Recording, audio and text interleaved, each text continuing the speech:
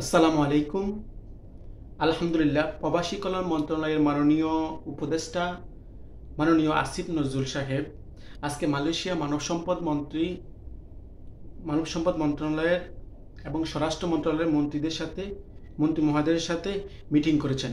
উক্ত মিটিংয়ে বাংলাদেশের বিভিন্ন সমস্যা নিয়ে আলোচনা করেছেন।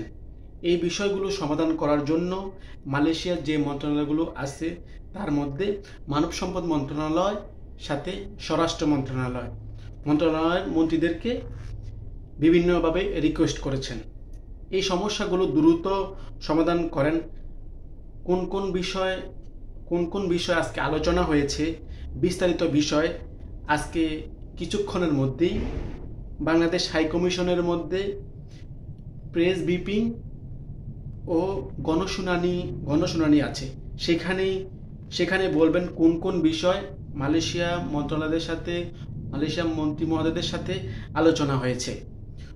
তাতে কি ওনারা মালয়েশিয়া মন্ত্রণালয়ের মন্ত্রীগণ কি আশ্বাস দিয়েছে তা আজকে গণশুনানিতে বাংলাদেশের হাই কমিশনে সেখানে মাননীয় উপদেষ্টা আসিফ নজরুল সাহেব বিস্তারিত আলোচনা করবেন এবং প্রবাসীদের থেকে যেসব বিষয় তুলে ধরা হয়েছে, বিভিন্ন বিষয় লিখিত আকারে বাংলাদেশ হাই কমিশনের বরাবর যে সমস্যাগুলো আছে সেগুলো কিন্তু বাংলাদেশ হাই কমিশনের কাছে আমরা লিখিতভাবে প্রেরণ করেছি। তার মধ্যে উল্লেখযোগ্য হচ্ছে 2022, 23 ও 21-এ যে সমস্ত শ্রমিক কলিং বিষয় এসেছে, কাজ না পাওয়া এবং নিজ কোম্পানিতেও কাজ না পাওয়া বিভিন্ন সমস্যার কারণে অনেকেই কিন্তু অবৈধ হয়ে গেছে। সাথে গত বছর যে মালয়েশিয়াতে যে রিক্যালিব্রেশন তেনেগা কিজার 2.0 সেখানে অনেকেই কিন্তু বৈধ হতে পারে নাই বিভিন্ন সমস্যার কারণে এদেরকে বৈধতা দেওয়া সাথে পাসপোর্ট সমস্যা। আপনারা জানেন যে বিগত মালয়েশিয়াতে কিন্তু আমরা অতীতও দেখে এসেছি যে পাসপোর্ট সমস্যাটা কিন্তু আজও সমাধান হয় নাই। তাই প্রবাসীদের কাছ থেকে যে তুলে ধরা হয়েছে যে পাসপোর্ট সমস্যাটা যেন দ্রুত সমাধান করা এবং যারা ই পাসপোর্টটা যেন আরও দ্রুত আমাদের প্রবাসীদের হাতে পৌঁছিয়ে দেওয়া, এই বিষয়ে কিন্তু লিখিত আকারে হাই কমিশনের বরাবর প্রবাসীদের পক্ষ থেকে জানানো হয়েছে।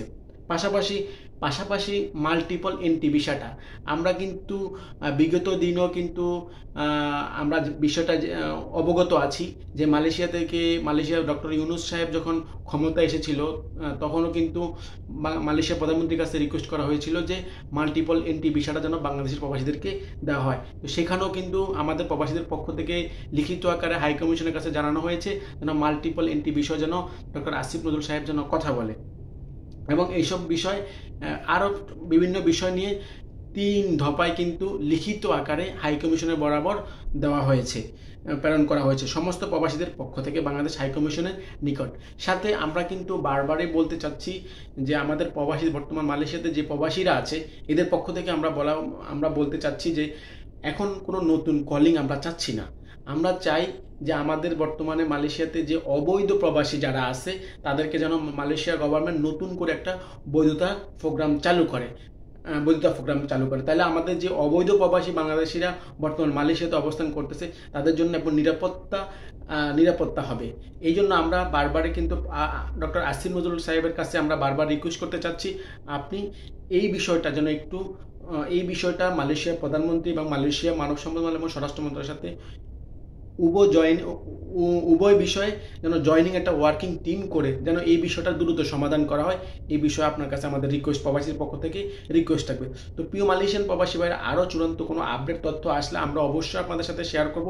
এই পর্যন্ত আমাদের সাথে থাকুন, ভালো থাকুন, সুস্থ থাকুন। আমার প্রবাস খুঁটিনাটি ফেসবুক পেজ ও ইউটিউব চ্যানেলের সাথে থাকুন। অবশ্যই নতুন কোনো আপডেট তথ্য আসলে আমরা আপনাদের সাথে শেয়ার করব।